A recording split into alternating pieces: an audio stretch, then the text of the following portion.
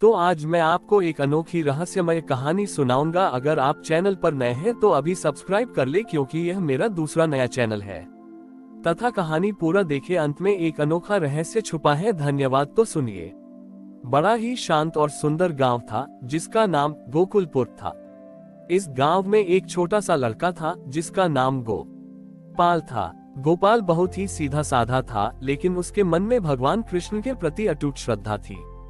वो हर साल जन्माष्टमी पर कृष्ण के लिए कुछ विशेष करना चाहता था, पर उसके पास कोई कीमती चीज नहीं थी। गांव में एक बहुत अमीर जमींदार था जिसका नाम था रामलाल। रामलाल बहुत घमंडी था। वो हर साल जन्माष्टमी पर एक भव्य उत्सव का आयोजन करता था और गांव के लोगों को दिखाता था कि वह कितना बड़ा भक्त है। वह मथुरा से महंगे कपड़े, गहने और मिठाइयां मंगवाता था। इस साल जन्माष्टमी पर रामलाल ने एक नया ऐलान किया। उसने कहा कि वह भगवान कृष्ण के लिए एक सोने का पालना बनवा रहा है, जिसकी कीमत पूरे गांव की सालाना कमाई से ज्यादा थी। ये छोटे उनकर गांव के सभी लोग हैरान थे और रामलाल की प्रशंसा कर रहे थे। गोपाल ये सब देखकर बहुत दुखी हुआ।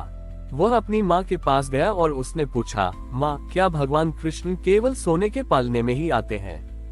मेरे पास तो उन्हें देने के लिए कुछ भी नहीं है।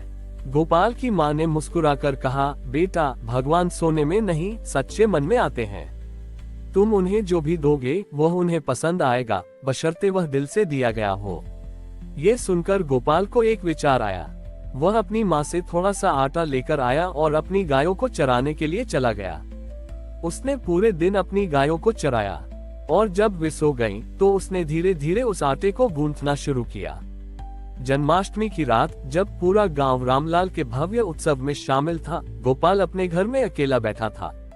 उसने अपनी माँ द्वारा दिए गए आटे से एक छोटी सी रोटी बनाई जो बिल्कुल गोल नहीं थी। फिर उसने उस रोटी से एक छोटा सा सादा सा पालना बनाया और समय एक छोटा सा लड्डू रखा। ये लड्डू भी उसने अपने थोड़े से घी और गुड़ से बनाया था। गोपाल ने उस पालने को अपने घर में सजाया और उसमें भगवान कृष्ण की एक छोटी सी मूर्ति रखी। फिर उसने आंखें बंद करके प्रार्थना की, हे कान्हा, मेरे पास तुम्हें देने के लिए कुछ नहीं है सिवाय इस आटे के पालने और इस लड्डू के। कर या तुम मेरे पास आओगे। अचानक रामलाल के घर में एक चमत्कार हुआ। सोने का पालना अपने आप जमीन पर गिर गया और टूट गया। सभी लोग हैरान थे और रामलाल शर्मिंदा था।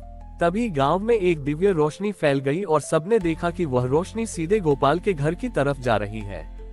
जब गांव के लोग गोपाल के घर पहुंचे तो उन्होंने देखा कि गोपाल का सादा सा आटे का पालना चमक रहा था और उसमें रखा हुआ लड्डू भी चमक रहा था। वहां स्वयं भगवान कृष्ण खड़े थे जो गोपाल के माथे को चूम रहे थे। उस दिन गांव के लोगों ने ये समझा कि भगवान को पाने के लिए धन दौलत की नहीं, बल्कि सच्चे प्रेम और सरल मन का बड़ी ही जरूरत होती है। उस साल की जन्माष्टमी की सबसे खूबसूरत भेंट गोपाल का सादा सा आटे का पालना और उसका सच्चा दिल था। गोपाल के घर हुए चमत्कार के बाद गोकुलपुर में एक नया अध्याय शुरू हुआ। रामलाल, जिसने अपनी अमीरी पर घमंड किया था, उसे अपनी गलती का एहसास हुआ और वह सबके सामने शर्मिंदा हुआ। उसने गांव के लोगों से माफी मांगी और अपनी सारी दौलत गरीबों में बांट दी। रामलाल अब एक सरल जीवन जीने लगा और गोपाल की तरह भगवान कृष्ण का सच्चा भक्त बन गया। अगले साल जन्माष्टमी से पहले गांव में एक बहुत बड़ा अकाल पड़ा। गांव के सभी कुएं और तालाब सूख गए। लोग बहुत परेशान थे। सबने भगवान से प्रार्थना की, लेकिन कोई फायदा नहीं हुआ। गांव के मुखिया ने घोषणा की कि इस साल जन्माष्टमी का उत्सव नहीं मनाया जाएगा, क्योंकि लोगों के पास पीने के लिए पानी तक नहीं था। गोपाल ये सुनकर बहुत दुखी हुआ। वह अपनी गायों के पास गया और देखा कि वे भी बहुत प्यासी थीं। गोपाल ने गांव के लोगों को इकट्ठा किया और उनसे कहा, हम इस बार जन्माष्टमी पर भगवान कृष्ण से पानी नहीं मांगेंगे। सब लोग हैरान होकर गोपाल को देखने लगे। गोपाल ने आगे कहा, हम इस बार पानी को खुद ढूंढेंगे। हम सब मिलकर अपने गांव के सबसे पुराने और सूखे कुएं को खोदेंगे। गांव के लोग गोपाल की बात मान गए। सबने मिलकर उस कुएं को खोदना शुरू किया। ये काम बहुत मुश्किल था, क्योंकि मिट्टी बहुत सख्त हो चुकी थी। सबने दिन रात मेहनत की, लेकिन पानी का कोई निशान नहीं मिला। जन्माष्टमी की रात जब पूरा गांव थककर निराश हो चुका था, तब गोपाल ने रामलाल से कहा, रामलाल, अब हमें एक और काम करना है। गोपाल और रामलाल ने गांव के सभी लोगों से कहा कि वे सब मिलकर उस कुएं के पास इकट्ठा हों। जब सब लोग वहां पहुंचे तो गोपाल ने उनसे कहा, हम इस बार कृष्ण के लिए भजन नहीं गाएंगे, बल्कि हम अपनी गलतियों को मानेंगे और एक दूसरे से माफी मांगे। गांव के लोगों ने एक दूसरे से अपनी गलतियों के लिए माफी मांगी और एक दूसरे को गले लगाया। अचानक कुएं के अंदर से एक ठंडी हवा चलने लगी और थोड़ी ही देर में कुएं में से पानी का 100 फूट पड़ा। कुएं का पानी धीरे धीरे भरने लगा। उस दिन गोकुलपुर के लोगों ने समझा कि भगवान को प्रार्थनाओं से नहीं, बल्कि अपनी गलतियों को स्वीकार करने और माफ करने से पाया जा सकता है। उस साल की जन्माष्टमी का त्योहार हमेशा के लिए गांव के लोगों के दिलों में एक नई सीख के रूप में बस गया कि सच्ची भक्ति का अर्थ है अपने मन को साफ रखना और अपने संबंधों में प्रेम को बनाए रखना। उस चमत्कार के बाद गोकुलपुर में एक नई परंपरा शुरू हो गई। हर साल जन्माष्टमी से पहले गांव के लोग अपने घरों की सफाई के साथ साथ अपने मन को भी साफ करते थे। वे अपनी गलतियों के लिए एक दूसरे से माफी मांगते थे और एक दूसरे के प्रति प्रेम और सद्भाव को बढ़ाते थे। इस तरह गांव में अब कोई झगड़ा नहीं होता था और सब लोग मिलकर एक दूसरे की मदद करते थे। गोपाल और रामलाल अब गांव के सबसे सम्मानित व्यक्ति बन चुके थे। उनकी दोस्ती गांव के लिए एक मिसाल थी। एक दिन गांव में एक बहुत बड़ा साधु आया जो बहुत ही ज्ञानी था।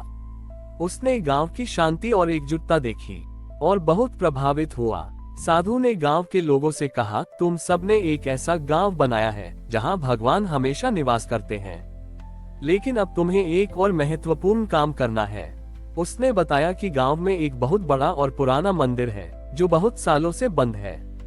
उस मंदिर में एक बहुत ही कीमती कृष्ण की मूर्ति है जिसे कोई नहीं उठा सकता। उस मूर्ति को केवल वही उठा सकता है जिसका मन सबसे ज्यादा शुद्ध हो। ये सुनकर गांव के लोग बहुत उत्सुक हो गए।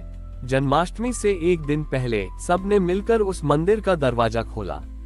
अंदर एक बहुत ही सुंदर और भारी मूर्ति रखी थी। गांव के सबसे शक्तिशाली और बलवान लोग आए और उन्होंने मूर्ति को उठाने की कोशिश की, लेकिन कोई भी उसे हिला नहीं पाया। फिर रामलाल आया। उसने भी बहुत कोशिश की, लेकिन मूर्ति नहीं उठी। रामलाल को अपनी हार का एहसास हुआ और वह उदास होकर बैठ गया। अंत में गोपाल आया। उसने भी मूर्ति को उठाने की कोशिश की, लेकिन वह भी नाकाम रहा। गोपाल ने हार नहीं मानी। उसने अपनी आंखें बंद की और अपने मन में भगवान कृष्ण को याद किया। तभी गोपाल के मन में एक विचार आया। उसने रामलाल से कहा, रामलाल, तुम मेरे साथ आओ और इस मूर्ति को उठाने में मेरी मदद करो। रामलाल ने कहा, गोपाल, जब मैं अकेला नहीं उठा पाया तो हम दोनों कैसे उठा सकते हैं? उद्धरण चिन्ह। गोपाल ने मुस्कुराकर कहा, रामलाल, हम इस मूर्ति को अकेले नहीं बल्कि मिलकर उठाएंगे, क्योंकि जब हम अकेले होते हैं तो हम कमजोर होते हैं, लेकिन जब हम एक साथ होते हैं तो हम शक्तिशाली होते हैं। दोनों ने मिलकर उस मूर्ति को उठाया और इस बार मूर्ति आसानी से उठ गई। पूरे गांव के लोग हैरान रह गए। तभी वही साधु वहां प्रकट हुए और उन्होंने कहा, मैंने यह नहीं कहा था कि सबसे शुद्ध मन वाले व्यक्ति को उठाना है, बल्कि मैंने ये कहा था कि जो सबसे शुद्ध मन वाला है वह इस मूर्ति को उठाएगा। और तुमने ये सिद्ध कर दिया कि सबसे शुद्ध मन वही है जो दूसरों को साथ लेकर चलता है। तुम्हारी एकता ही तुम्हारी सबसे बड़ी ताकत है। उस दिन गोकुलपुर के लोगों ने ये समझा कि भगवान की भक्ति का सबसे बड़ा प्रतीक एकता और प्रेम है। और उस साल की जन्माष्टमी का त्योहार हमेशा के लिए गांव के लोगों के दिलों में एक नई सीख के रूप में बस गया कि सच्ची शक्ति अकेले में नहीं बल्कि साथ मिलकर काम करने में है। हमारी और भी आध्यात्मिक एवं अनोखी कहानियां देखने के लिए हमारे चैनल पर जाएं तथा धार्मिक एवं पौराणिक अनोखी कहानियां हमारे चैनल पर है। कृपया जाके देखें तथा हमारे चैनल को सब्सक्राइब करके रखें और वीडियो लाइक जरूर करें। धन्यवाद।